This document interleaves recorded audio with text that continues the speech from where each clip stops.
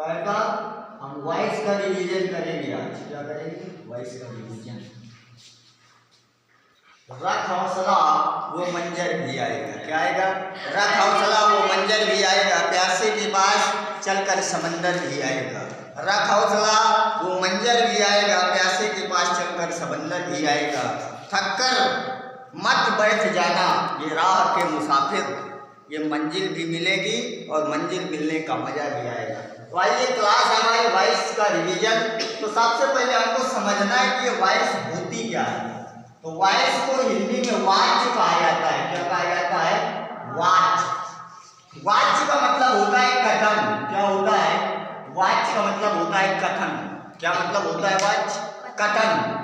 तो ये जो कथन है, तो सबसे पहले समझेंगे कि वॉइस जो है कहते किसको है, वॉइस किसको कहा जाता है।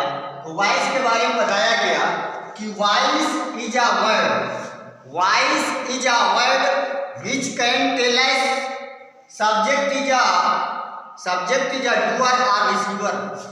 वॉइस एक ऐसा शब्द है जिसके द्वारा हमको यह पता चलता है कि जो करता है वो रिसीवर है या डूअर। रिसीवर का मतलब वॉइस सब्जेक्ट क्या हो जाए, सब्जेक्ट या तो डूअर होगा या तो सब्जेक्ट जो है क्या होगा, रिसीवर होगा। क्या होगा? रिसीवर। देखो वॉइस करती क्या है, वॉइस हमको ये बताएगी कि सब्जेक्ट जो है वो डूअर है कि सब्जेक्ट रिसीवर। तो वॉइस का काम क्या पता चला हमको कि कर्ता जो है डूअर है कि कर्ता हमारा रिसीवर। अगर भाई कर्ता हमारा सब्जेक्ट जो है वो डूअर हो जाए तो वाक्य कौन सा हो जाएगा? Active voice. क्या हो जाएगा? Active voice. क्या हो जाएगा? Active voice. अगर सब्जेक्ट हमारा रिसीवर, रिसीवर का मतलब होता है प्राप्त करने वाला, रिसीवर का मतलब प्राप्त करने वाला। अगर सब्जेक्ट हमारा रिसीवर मतलब प्राप्त करना हो जाए तो उस वाक्य को हम लोग क्या कहेंगे? पैसिव वॉइस कहेंगे। क्या कहेंगे? Passive voice. Passive voice. तो देखो बात समझ में आई कि वॉइस है क्या। तो वॉइस एक ऐसी क्रिया है, voice is a verb. Voice एक ऐसी क्रिया है जो हमें यह बताती है कि कर्ता डूअर है कि कर्ता क्या है? Receiver. Voice is a verb which can tell us subject is a doer और रिसीवर। तो क्या पता चला? अगर कर्ता भाई डूअर हो जाए हमारा तो वाक्य कैसा होगा? Active voice. अगर कर्ता हमारा रिसीवर हो जाए तो वाक्य कैसा होगा? Passive voice. तो वॉइस क्या है? वॉइस के द्वारा हम क्या जानते हैं? वॉइस के द्वारा ये जानते हैं कि अगर सब्जेक्ट हमारा डूअर होगा तो सेंटेंस कैसा? Active voice. अगर सब्जेक्ट हमारा रिसीवर हो जाएगा तो सेंटेंस हमारा कैसा हो जाएगा? Passive voice. तो ये जो वॉइस होती है, ये वॉइस हमारी दो प्रकार की होती है। एक होती है एक्टिव वॉइस। क्या होती है? एक होती है हमारी एक्टिव वॉइस और दूसरी होती है हमारी पैसिव वॉइस। कौन सी वॉइस? Passive voice. कैसी होती है? Passive voice. तो एक्टिव वॉइस के बारे में मैंने अभी बताया कि अगर हमारा सब्जेक्ट कैसा है? डूअर है। सब्जेक्ट क्या है? डूअर का मतलब होता है काम करने वाला। अगर जिस स्थान पर कर्ता हमें काम करता नजर आए तो उस वाक्य को हम क्या कहेंगे? एक्टिव वॉइस कहेंगे। लेकिन पैसिव वॉइस क्या है? जब सब्जेक्ट कर्ता हमारा क्या हो जाए? रिसीवर हो जाए। रिसीवर का मतलब प्राप्त करे, मतलब कहने का भाव ये जब कर्ता के ऊपर काम हो जाए। किसके ऊपर? जब काम कर्ता करे तो वाक्य कैसा? Active voice. जब कर्ता के ऊपर काम हो, क्रिया किसके ऊपर हावी हो जाए? सब्जेक्ट के ऊपर हावी हो जाए तो वाक्य हमारा कैसा होगा? Passive voice. बात क्लियर हुई? क्लियर हो गई? पैसिव वॉइस के सेंटेंस को समझे कि बनेगा कैसे। जैसे एक सेंटेंस है सी किल्ड हर, सी किल्ड हर। अब यहाँ पर हम ये जांचेंगे कि ये जो वाक्य है एक्टिव वॉइस का है कि पैसिव वॉइस का। तो क्योंकि वॉइस जो होती है वो दो प्रकार की होती है, एक्टिव वॉइस और पैसिव वॉइस। सेंटेंस है हमारे पास सी किल्ड हर। सी माने होता है उसने, किल्ड माने मारा, हर माने उसको, उसने उसको मारा। यहाँ पर सी कौन क्या है? सी यहाँ पर किस फेस पर है? तो सी का जो फेस है क्या है? सब्जेक्ट है। अब काम कौन सा किया जा रहा है? मारने वाला। किल्ड माने होता है जान से मार देना। सी माने लड़की ने क्या किया? किल्ड माने मार दिया। हर माने उस लड़की को। ये भी लड़की है, ये भी लड़की है। तो एक लड़की ने किसी दूसरी लड़की को मार दिया। तो यहाँ पर सब्जेक्ट की बात करें तो यहाँ पर सी क्या है? सब्जेक्ट। सी क्या है? सब्जेक्ट है। तो सब्जेक्ट यहाँ पर काम कैसा कर रहा है? मारने का। इस सब्जेक्ट के द्वारा जो काम हो रहा है उसको मारने का काम हो रहा है। तो कर्ता यहाँ पर सी नाम का जो व्यक्ति है अर्थात जो सब्जेक्ट है वो क्या कर रहा है? काम कर रहा है। तो जब सब्जेक्ट हमारा काम करेगा तो वाक्य कैसा हो जाएगा? हमारा एक्टिव वॉइस। क्योंकि जब कर्ता डूअर हो जाए, जब कर्ता हमारा क्या हो जाए? डूअर हो जाए तो उस वाक्य को हम क्या कहेंगे? Active voice. क्या है? Active voice. अब एक्टिव वॉइस क्यों है? एक्टिव वॉइस क्यों है? एक्टिव वॉइस इसलिए है कि यहाँ पर सी क्या है? सब्जेक्ट है। और इस सब्जेक्ट के द्वारा मारने का काम किया जा रहा है। तो जो काम सब्जेक्ट करेगा, अगर सब्जेक्ट के द्वारा काम होगा तो सेंटेंस को हम क्या नाम देंगे? एक्टिव वॉइस नाम देंगे। क्या नाम देंगे? Active voice. ये सब्जेक्ट, ये जो सेंटेंस है कैसा सेंटेंस है? एक्टिव वॉइस का सेंटेंस। कैसा सेंटेंस है? एक्टिव वॉइस का। दूसरा अगर हम सेंटेंस की बात करें, दूसरा सेंटेंस देखा जाए कैसा? दूसरा सेंटेंस हम लोग अगर देखें तो क्या होगा? He writes a letter. He writes a letter. अब इस सेंटेंस की अगर बात करें तो यहाँ पर एक सेंटेंस लिखा है ही राइट्स अ लेटर। ही माने वन, राइट्स माने लिखता है, अ माने एक, लेटर माने पत्र। वह एक पत्र लिखता है। तो सबसे पहले अगर हमें सेंटेंस पहचानना है कि ये कौन सा सेंटेंस है, एक्टिव वॉइस है कि पैसिव वॉइस है, तो हम क्या देखेंगे? सब्जेक्ट को देखेंगे। किसको देखेंगे? सब्जेक्ट। क्योंकि जो सब्जेक्ट है अगर वो काम को कर रहा होगा तो हमारा वाक्य कैसा होगा? Active voice. अगर काम को रिसीव कर रहा होगा तो वाक्य कैसा होगा? Passive voice. तो देखिए, ही राइट्स अ लेटर, वह एक पत्र लिखता है। तो ही माने वह, ये जो ही नाम का व्यक्ति है काम क्या कर रहा है? लिखने का काम किसके द्वारा किया जा रहा है? ही के द्वारा।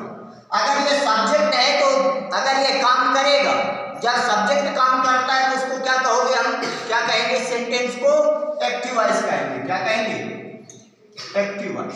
तो सेंटेंस की जो गतिविधि है वो किस प्रकार की है? Active voice. अब दूसरी जो गतिविधि है कि पैसिव वॉइस फिर कैसे होगा? तो पैसिव वॉइस ये कहता है कि जब सब्जेक्ट काम को क्या करे? रिसीव करे। अगर मैं इसका पैसिव वॉइस लूं, ये इसका पैसिव वॉइस जो है बनेगा a letter is written by him. आप ये बात को समझते हैं कि ये वाक्य कैसा है? अ लेटर एक पत्र, इज माने है, रिटेन माने लिखा गया, बाय माने द्वारा, हिम माने उसके, एक पत्र उसके द्वारा लिखा गया। लेकिन अब यहाँ पर जो सब्जेक्ट है वो कैसा है? अ लेटर है सब्जेक्ट। सब्जेक्ट क्या है? A letter. अब अ लेटर यहाँ पर सब्जेक्ट है तो देखिए ये काम कर रहा है कि काम को रिसीव कर रहा है। एक पत्र, इज माने है, रिटेन माने लिखा गया, बाय हिम माने उसके द्वारा, एक पत्र उसके द्वारा लिखा गया। मतलब ये जो सब्जेक्ट है यहाँ पर काम नहीं, ये काम नहीं कर रहा है। इस सब्जेक्ट के ऊपर क्या है? काम हो रहा है। मतलब एक पत्र दूसरे के द्वारा क्या किया गया? लिखा गया। तो पत्र को लिखा गया तो मतलब पत्र के ऊपर काम किया गया, पत्र के ऊपर क्रिया हुई। तो जब सब्जेक्ट के ऊपर हमारी क्या हो जाए? क्रिया हो जाए, सब्जेक्ट के ऊपर काम किया जाए तो उस वाक्य को हम क्या कहेंगे? पैसिव वॉइस कहेंगे। क्या कहेंगे? Passive voice. क्योंकि यहाँ पर अ लेटर कोई काम नहीं कर रहा है, लेटर के ऊपर स्वयं में काम हो रहा है। तो जब सब्जेक्ट के ऊपर क्रिया की जाएगी तो वह वाक्य कैसा हो जाएगा? Passive voice. और जब सब्जेक्ट काम को करेगा तो कैसा हो जाएगा? वाक्य एक्टिव वॉइस। कैसा हो जाएगा? Active voice. आइए आगे की ओर देखते हैं क्या सब्जेक्ट और ऑब्जेक्ट की पहचान हम लोग कैसे करें? पहचानना ऑब्जेक्ट फाइंड आउट करना। क्या करना है? Object find out. देखो किसी भी वाक्य में जैसे मैं लिख रहा हूं आई सा अलाई, अब ये एक सेंटेंस है। क्या है? एक सेंटेंस। आई माने मैंने, सा माने देखा, आ माने एक, लाई माने सुनी। मैंने एक शेर देखा, तो यहां पर जो काम है किसके द्वारा किया गया? मेरे द्वारा। तो मेरे आई के द्वारा, आई यहां पर क्या है? सब्जेक्ट। सब्जेक्ट के द्वारा देखने का काम किया गया है। तो वाक्य कैसा हो जाएगा? ये एक्टिव वॉइस। कैसा वाक्य हो गया? एक्टिव वॉइस का वाक्य। अब यहाँ पर अगर हम बात करें कि इस वाक्य का क्या पैसिव वॉइस बन सकता है, तो हाँ बन सकता है। क्यों? क्योंकि इस वाक्य में ऑब्जेक्ट है तो ऑब्जेक्ट है, लेकिन हम कैसे जानेंगे कि ऑब्जेक्ट इसमें क्या है? तो जब भी किसी वाक्य में हम लोग ऑब्जेक्ट को फाइंड करते हैं, ऑब्जेक्ट को ढूंढते हैं, तो सबसे पहले वाक्य में हम लोग क्रिया को पकड़ते हैं। किसको पकड़ेंगे? क्रिया। तो इसमें क्रिया क्या है? सा। क्रिया क्या है भाई? सा माने देखा। जब भी हमें क्रिया पता चल जाए और उस सेंटेंस में हमें कर्म पता करना हो, तो वाक्य में आई हुई क्रिया में के ठीक पहले हम क्या लगाएंगे? क्या या किसे लगा देंगे। क्या लगा देंगे? क्या या किसे। क्या लगाएंगे? क्या या किसे। अब मैं इससे प्रश्न पूछूं क्या देखा, तो उत्तर मिल जाएगा कि अलाई। अगर वाक्य में आई हुई क्रिया के ठीक पहले हम लोग क्या लगा दें? क्या या किसे लगाकर प्रश्न कर दें। अंग्रेजी में व्हाट या whom लगाकर प्रश्न कर दें, तो हमें क्या पता चल जाएगा? ऑब्जेक्ट पता चल जाएगा। क्या पता चल जाएगा? ऑब्जेक्ट पता चल जाएगा। इस वाक्य में ऑब्जेक्ट क्या है? आइए पता करते हैं। ऑब्जेक्ट पता किया जाए तो यहां से प्रश्न बनेगा व्हाट सा।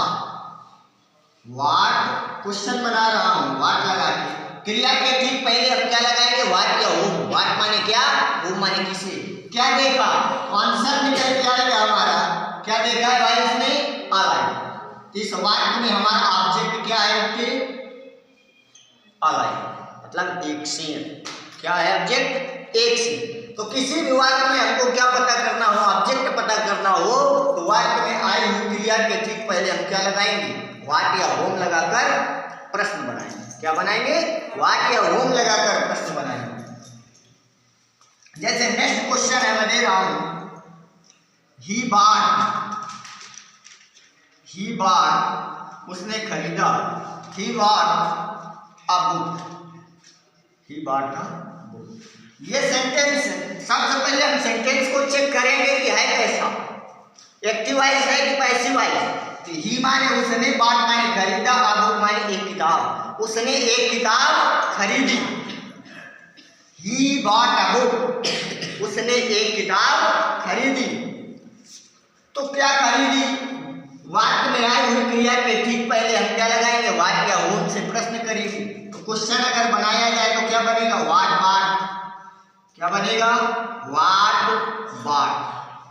तो आंसर क्या निकल के आएगा? क्या खरीदा? तो भाई अ बुक। इसमें ऑब्जेक्ट क्या निकल के आएगा? A book. इसमें ऑब्जेक्ट क्या है? A book. तो पैसिव वॉइस बनाने के लिए हमें सर्वप्रथम जरूरी बात है, अगर हम भी किसी भी वाक्य का अगर एक्टिव वॉइस से पैसिव वॉइस बनाते हैं, तो उसके लिए जरूरी होगा हमको ऑब्जेक्ट फाइंड आउट करना। क्या फाइंड आउट करना? ऑब्जेक्ट को फाइंड आउट करना। अगर ऑब्जेक्ट उस वाक्य में नहीं है तो फिर हम पैसिव वॉइस नहीं बनाते, अगर छोटे लेवल की बात करें। लेकिन एडवांस लेवल की बात करें तो वहां पर बनता है बिना ऑब्जेक्ट का भी पैसिव वॉइस, बिना ऑब्जेक्ट का भी पैसिव वॉइस। आगे देखते हैं।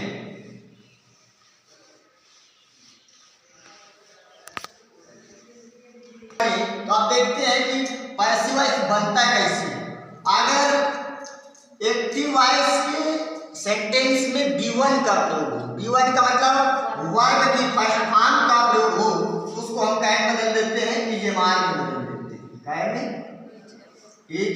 इजमार। ध्यान रखना, अगर एक्टिव वॉइस के सेंटेंस में B1 का प्रयोग हो जाए, किसका?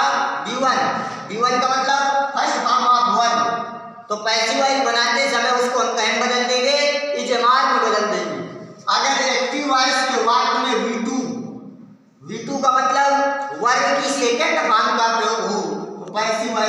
समय हम उसको वाज या वर में बदल देंगे। क्या में? वाज या वर में बदल देंगे। अगर पैसिव वॉइस एक्टिव वॉइस के वाक्य में कहेगी, अगर एक्टिव वॉइस के वाक्य में वर्ब की थर्ड फॉर्म का प्रयोग हो, कहेगा थर्ड फॉर्म का प्रयोग हो, तो पैसिव वॉइस बनाते समय हम उसको कैन बदल देंगे, बीन में बदल देंगे। कैन बदल देंगे, बीन। अगर एक्टिव वॉइस के वाक्य में वर्ब की फर्स्ट फॉर्म में आईएनजी लगी हो, क्या लगी हो? वर्ब की फर्स्ट फॉर्म में आईएनजी लगी हो, तो पैसिव वॉइस बनाते समय उसको हम क्या कर देते हैं? बीइंग कर देते हैं। क्या कर देते हैं? बीइंग कर देते हैं। बाकी हेल्पिंग वर्ब उसमें स्वयं में दी रही होंगी। अगर V1 का प्रयोग है नीजेमार, अगर V2 का प्रयोग है तो वाज वर्ब, और V3 का प्रयोग है तो बीन में बदल देंगे। अगर वर्ब की फर्स्ट फॉर्म में आईएनजी लगा हुआ है तो उसको हम कैन बदल देंगे, बीन में बदल देंगे। और बाकी जो सहायक क्रिया है उस सेंटेंस में स्वयं में दी रही होगी, बस इतना ही परिवर्तन करते हैं। और हाँ, ध्यान ये रखते हैं कि एक्टिव वॉइस से जब पैसिव वॉइस बनता है तो मेन वर्ब की हर हमेशा V3 का प्रयोग करते हैं। कौन सी फॉर्म? मेन वर्ब की हर हमेशा V3 का हम लोग प्रयोग करते हैं। आइए एक वाक्य को द्वारा देखते हैं हम लोग कि एक वाक्य अगर बनाया जाए तो कैसे बने। जैसे मैंने लिखा था अभी, I have eaten an apple। अब इस वाक्य को पहले हम पहचानेंगे कि है कैसा। आई माने मैं, है हेल्पिंग वर्ब, ईटन वर्ब की थर्ड फॉर्म है, एंड एप्पल का मतलब एक से। जहां पर है या है हेल्पिंग वर्ब होती है तो उसका हम लोग परफेक्ट एक्शन लेते हैं कि जो काम समाप्त हो गया होता है। I have eaten an apple का मतलब है कि मैंने सेब खा लिया है, मैंने सेब खा लिया है, या मैं सेब खा चुका हूं। इसके दोनों अर्थ लिए जाएंगे। कौन कौन? मैंने सेब खा लिया है या मैं सेब खा चुका हूं। तो जब सब्जेक्ट के द्वारा काम होते हो, यहाँ पर सब्जेक्ट क्या है? आई। खा कौन रहा है? आई। इसी के द्वारा काम किया जा रहा है। वाक्य कैसा हुआ? ये एक्टिव वॉइस। ये वाक्य कैसा है? एबी का है। का वाक्य है एबी का, लेकिन हमको इसका क्या करना है? पीवी बनाना है। क्या बनाएंगे हम इसका? पीवी। तो पीवी बनेगा क्या, कैसे? आइए देखते हैं कि जब भी पीवी बनाना हो हमें किसी भी सेंटेंस का, तो वाक्य में आए हुए ऑब्जेक्ट को सर्वप्रथम सब्जेक्ट बनाते हैं। क्या बनाएंगे? वाक्य में आए हुए ऑब्जेक्ट को सर्वप्रथम क्या करेंगे? सब्जेक्ट बनाएंगे। तो इसमें ऑब्जेक्ट क्या है? ऑब्जेक्ट पहचानेंगे कैसे? अभी मैंने पहचान बताई है कि जब भी हमें ऑब्जेक्ट पहचानना हो तो वाक्य में आए हुए क्रिया के ठीक पहले हम क्या लगाएंगे? व्हाट या हूम लगाएंगे। क्या लगाएंगे? व्हाट या हूम। तो इस ये मेन वर्ब क्या है? ईटन। इसके पहले हम क्या लगा दें? व्हाट या हूम लगाकर प्रश्न बनाएं। व्हाट ईटन, क्या खाया है भाई इसने? व्हाट ईटन, क्या खाया? तो उत्तर क्या निकल के आएगा? एक सेब। क्या निकल के आएगा? एक सेब। व्हाट ईटन, ईटन का मतलब ये है कि क्या खाया है, अर्थात क्या खा लिया उसने। परफेक्ट एक्शन है तो क्या खा लिया? एक सेब खा चुका है। एक सेब का मतलब क्या हो जाएगा? ये हमारा क्या हो जाएगा? ऑब्जेक्ट। इस ऑब्जेक्ट को हम कहाँ लाएंगे? सर्वप्रथम आगे लाएंगे। क्या हो जाएगा? An apple. अब मैंने कहा था कि अगर V1 का प्रयोग हो नीजेमान में बदलेंगे, अगर V2 का होगा तो वाज वर्ब में, अगर V3 का होगा तो बीन में, वर्ब की फर्स्ट फॉर्म में आईएनजी लगा हो तो हम उसको क्या कर देंगे? बीन में बदल देंगे। बट ऐसा है नहीं है, यहाँ पर है का प्रयोग। लेकिन ध्यान रखना, जब भी पैसिव वॉइस बनाते हैं तो हम एक वचन और बहुवचन का प्रभाव बहुत देखते हैं। यहाँ पर आई जो है बहुवचन करता है, इसलिए यहाँ पर है का प्रयोग किया गया है। तो यहाँ पर जब हम लोग पैसिव वॉइस बनाएंगे तो एन एप्पल कितने वचन है? एक वचन है, सिंगुलर नंबर है। तो सिंगुलर नंबर के हिसाब से जो हेल्पिंग वर्ब आएगी वो कैसी आएगी? है। अभी मैंने बताया था कि अगर एक्टिव वॉइस के सेंटेंस में थर्ड फॉर्म का प्रयोग हो तो थर्ड फॉर्म के लिए हम क्या प्रयोग करते हैं? बीन का। तो क्या हो जाएगा? बीन। क्या हो जाएगा? बीन। और यहाँ पर मेन वर्ब की हर हमेशा पैसिव वॉइस में थर्ड फॉर्म का प्रयोग किया ही जाता है। तो क्या हो जाएगा? ईटन। ईटन। फिर हम लोग कहेगा बाई का प्रयोग करते हैं, और बाई के द्वारा जब भी ये बाई बाई है क्या प्रीपोजिशन, अब प्रीपोजिशन के बाद लगाया क्या जाता है तो हमेशा कौन सा केस आता है, ऑब्जेक्टिव केस आता है। क्या आ जाएगा, बाई मी। जैसे नेक्स्ट क्वेश्चन की अगर हम बात करें, he has retain, he has retain a novel, novel. अब ये भी वाक्य कैसा है, he has retain a novel, वह एक उपन्यास लिख चुका। क्या लिख चुका है, एक उपन्यास। एक उपन्यास क्या हो जाएगा, ऑब्जेक्ट। इसको हम कहाँ ले आएंगे, बाहर। तो अ नोवेल यहाँ पर हो गया। अब अ नोवेल कितने वचन का है, सिंगुलर नंबर है, सिंगुलर के लिए भी क्या आ जाएगा, हैज। और अगर थर्ड फॉर्म लगी हो तो थर्ड फॉर्म के लिए हम लोग क्या का प्रयोग करते हैं, बीन का। क्या हो जाएगा, बीन, बीन। फिर इसके लिए थर्ड फॉर्म क्या हो जाएगी, रिटेन। क्या हो जाएगी, रिटेन। फिर बाई और ही, बाई। ही का ऑब्जेक्टिव केस हिम, ही का ऑब्जेक्टिव केस क्या हो जाएगा, ये इस प्रकार हमें क्या करना है, सेंटेंस बनाना है। आइए देखते हैं आगे। She is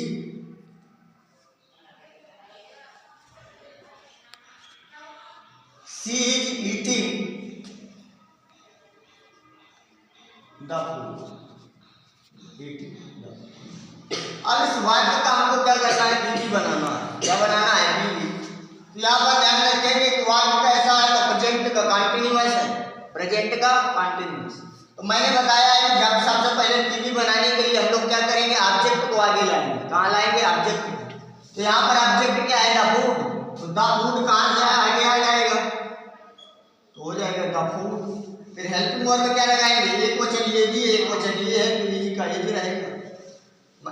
मैंने कहा था कि अगर पैसिव वॉइस बनाते समय एक्टिव वॉइस के बाद में अगर आपको आईएनजी दिख जाए, क्या दिख जाए, आईएनजी दिख जाए, तो इसके लिए हम लोग क्या करेंगे, बीइंग का प्रयोग करेंगे। कहेगा बीइंग, कहेगा प्रयोग, बीइंग का प्रयोग करेंगे। अब बीइंग के बाद मेन वर्ब की कौन सी फॉर्म, थर्ड फॉर्म। बीइंग के बाद थर्ड फॉर्म क्या हो जाएगा, ईटिंग। अब क्या लगाओगे, बाई। क्या लगाओगे, बाई। अब बाई के द्वारा, बाई के बाद क्या लगता है, ऑब्जेक्टिव केस। तो सी का ऑब्जेक्टिव केस क्या होता है, हर। सी का ऑब्जेक्टिव केस हर। इस प्रकार हम लोगों को क्या करना है, पैसिव वॉइस बनाना है। जैसे एक बार मैं प्रेजेंट इंडेफिनिट का देता हूं कि ही writes a story, he writes a story, he writes a story. वह क्या लिखता है, वह एक कहानी लिखता है। अब इसका हम क्या बनाएंगे, पीवी। तो सबसे पहले हम क्या करेंगे, ऑब्जेक्ट को आगे लाएंगे। तो ऑब्जेक्ट क्या है इसमें, आई स्टोरी। ऑब्जेक्ट क्या है, आई स्टोरी। तो क्या हो जाएगा, आई स्टोरी। मैंने कहा था कि अगर B1 का प्रयोग हो, कहेगा हो B1। अब B1 में लगा क्या है, इसमें B1 में एस का प्रयोग कर दिया गया है। तब भी इसको हम क्या मानते हैं, सिंगुलर वर्ब मानते हैं। जब भी सिंगुलर वर्ब आती है तब हम उसको कहेंगे, तोड़ते हैं इजेम आर। चाहे B1 हो चाहे सिंगुलर वर्ब आ जाए, तब भी हम उसको कहेंगे, तोड़ेंगे इजेम आर में तोड़ेंगे। तो ये आई स्टोरी कितने नंबर इसकी है, सिंगुलर है कि प्लूरल है, सिंगुलर। एक वचन है, एक कहानी की बात कर रहा है, तो क्या हो जाएगा, इज। क्या हो जाएगा, इज। अब हेल्पिंग वर्ब आ गई, तो हेल्पिंग वर्ब के बाद हम कौन सी वर्ब लगाएंगे, मेन वर्ब। मेन वर्ब की कौन सी फॉर्म, थर्ड फॉर्म। तो क्या हो जाएगा, राइट का थर्ड फॉर्म क्या हो जाएगा, रिटेन। क्या हो जाएगा, रिटेन। और फिर क्या हो जाएगा मित्र, बाई। और फिर ही का ऑब्जेक्ट हिम, ही का ऑब्जेक्ट हिम। समझ में आई, नहीं आया समझ, आ गया, कोई